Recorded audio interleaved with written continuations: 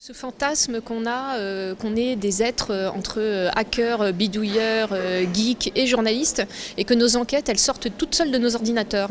Et donc il faut beaucoup de pédagogie pour expliquer que le data journalisme, c'est souvent beaucoup plus long, puisque souvent en fait on travaille sur des bases de données qui n'ont pas été faites pour les journalistes. Elles ont été faites pour des financiers, des marketeurs.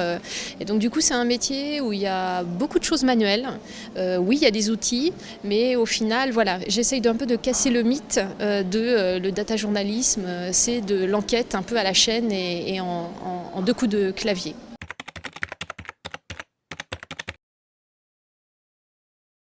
Au bout de 13 ans, ça faisait 13 ans que je travaillais à Libération longtemps, puis ensuite dans un média Terra Echo que j'ai cofondé, je me suis rendu compte qu'il y a plein de choses que je savais interroger, des gens, des situations de reportage, mais tout d'un coup quand j'étais devant des chiffres, je ne savais pas les interroger.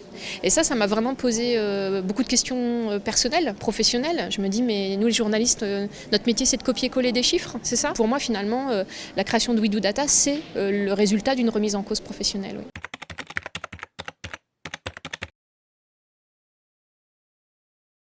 En continuant tout ce qu'on nous apprend à faire en termes de rigueur, des sources, en termes de qualité de travail, ça c'est clair.